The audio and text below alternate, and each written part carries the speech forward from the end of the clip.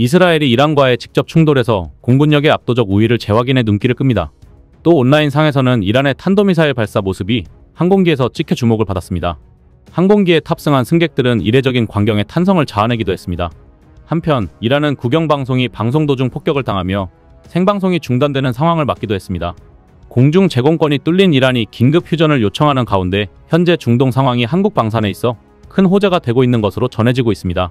이 내용들 자세히 알아보겠습니다. 현지 시간 15일 미국 월스트리트저널에 따르면 이스라엘은 지난 13일 이란 공격을 개시한 이후 48시간 만에 이란 테헤란을 포함한 서부 제공권을 장악했습니다. 이스라엘은 그 덕분에 비싼 장거리 미사일을 쓰지 않고 군용기로 이란 상공에서 폭탄을 떨어뜨리기 시작했습니다. 상대 방공망에 거의 신경을 쓰지 않으면서 주요 군사시설이나 군 지휘관 등 표적을 타격하는 데 속도를 낸 것입니다. 이스라엘군은 초기 공격 때 최신의 스텔스 전투기인 F-35를 투입해 이란의 방공체계를 정밀 타격했습니다. 에알 자미르 이스라엘군 참모총장은 테헤란까지 비행로를 완성해 공중 침투전을 수행했다며 조종사들이 이스라엘에서 수백 킬로미터 떨어진 곳에 죽을 위험을 안고 날아가 수백 개 다른 표적을 정밀 타격했다고 설명했습니다. 현재 이스라엘군은 F-15, F-16처럼 비교적 오래된 전투기로 합동정밀 직격탄, 스파이스 유도폭탄 등 보유량이 많고 덜 비싼 폭탄을 투하하고 있습니다. 영국의 군사 전문가 마틴 샘스는 이스라엘이 공격 무기를 대량으로 더 효과적으로 쓰고 사용 범위를 넓히는 능력도 확보한 것이라고 지적했습니다. 군사 전문가들은 전쟁에서 제공권 장악이 최우선이라며 이스라엘의 군사작전을 러시아의 우크라이나 침공전과 비교했습니다. 러시아는 2022년 2월 24일 우크라이나를 침공한 뒤 3년이 훌쩍 넘었지만 제공권을 장악하지 못했습니다.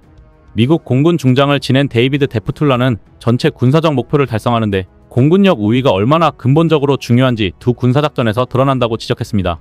그는 러시아와 우크라이나의 전쟁은 양측이 둘 다 상공에서 우위를 차지하지 못하면서 교착에 빠졌고 결국 소모전이 돼버렸다고 설명했습니다.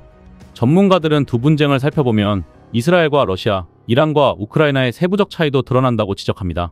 싱크탱크 카네기 국제평화재단의 마이클 코프먼은 이스라엘이 이란 방공망을 압도했는데 이는 이란이 모든 면에서 우크라이나보다 쉬운 타깃이었다는 것을 의미한다고 분석했습니다. 코프먼은 이스라엘과 러시아 공군의 질적인 불균형 또한 현격하고 쉽게 관측된다고 덧붙였습니다. 영국 공군 중장을 지낸 에드워드 스트링어는 이스라엘이 전반적 문화, 섬세한 훈련, 공군력 혁신, 정보가 사이버 기술의 융합 등의 차이를 토대로 러시아가 실패한 곳에서 성공했다고 주장했습니다. 스트링어는 러시아가 보유한 것은 조종사들밖에 없다며 러시아는 날아다니는 대포를 운전하도록 조종사들을 육성하는데 그게 전부라고 평가했습니다. 다른 한편에서 이란은 우크라이나처럼 적군 항공기의 영공작전을 방해할 지상 방공망을 체계화하지 않았다는 게 차이점으로 지적됐습니다. 우크라이나는 구소련제 S-300 BUK 시스템을 주요 방공망으로 가동하는데 이는 2022년 러시아의 침공 때 현재 이란보다 체계적 대응을 보였습니다. 전문가들은 이란이 수십 년 동안 방공에 투자하지 않고 억제력 제고를 위해 자국과 영내 대리 세력의 미사일 활용만 증강했다며 이를 정치적 계산착오의 결과라고 분석했습니다. 우크라이나가 이란보다 훨씬 오래 제공권을 지킨 배경에는 우방의 정보 제공 여부, 침공을 대비한 기간의 차이도 있을 것으로 관측됩니다. 이란은 폭격이 임박하지 않았다는 이스라엘과 미국의 연막술 속에 거의 무방비로 기습당했습니다. 그에 반해 우크라이나전의 경우에는 조 바이든 미국 대통령이 직접 나서 공개적으로 러시아 침공 계획을 계속 경고했습니다. 월스트리트저널은 이스라엘이 러시아의 우크라이나전 부진에서 확실히 배운 게 있을 것이라고 관측했습니다. 이스라엘 지정학 전문가인 마이클 호로이츠는 기본적으로 이스라엘은 러시아가 우크라이나에 하고자 했던 것을 이란에 한 것이라고 총평했습니다. 이런 가운데 이란과 이스라엘 주변 영공을 통해 이동하던 항공기에서 촬영된 영상이 주목을 받고 있습니다. 이란이 쏜 수십 발의 탄도미사일이 구름 위로 솟구치는 모습에 여행객들은 카메라를 켰습니다. 탄도미사일들은 하늘로 솟구치며 표적을 향해 날아가는 모습입니다. 해질녘 멀리서도 선명하게 보였는데 누리꾼들은 영화에서 보던 장면을 실제로 보게 됐다며 놀라움을 감추지 못했습니다. 실제 이란의 영공이 뚫리자 이란의 국영방송도 폭격의 희생양이 됐습니다. 이란 정권의 교체를 원하는 이스라엘은 국민들을 선전선동하는 방송국을 타깃으로 삼은 것으로 알려졌습니다. 열정적으로 이스라엘을 비난하며 방송하던 여성 앵커는 순간 큰 소리에 방송화면이 꺼지면서 자리를 대피하는 모습이었습니다. 곧이어 확인된 사진에서는 방송국이 불에 타고 있는 모습이었습니다. 해당 앵커는 안전하며 다른 곳에서 방송을 이어가고 있는 것으로 전해졌습니다. 이뿐만이 아니라 세계 최고의 정보기관인 모사드가 테헤란의 고위 정권 간부들이 모인 건물을 공격하기도 했습니다. 그야말로 영공이 뚫린 상황에서 이스라엘 모사드의 정보력 때문에 이란이 속수무책 당하는 상황입니다. 상황이 불리하게 돌아가자 이란의 하메네이 지도자는 다급히 성명을 발표합니다. 월스트리트저널은 16일 이란이 상호 공격 중단과 핵 협상 재개를 원한다는 신호를 제3국을 통해 이스라엘과 미국에 다급히 보냈다고 보도했습니다. 우선 이란은 미국이 이스라엘에 대해 이란 공격에 참여하지 않는 한 미국과의 핵 협상 테이블에 돌아오는 데 열려있는 입장임을 아랍 국가 당국자들에게 밝혔다고 월스트리트저널은 소개했습니다. 이와 동시에 이란은 무력 공방을 억제하는 것이 상호 이익에 부합한다는 메시지를 이스라엘 측에 전달했다고 월스트리트저널은 보도했습니다.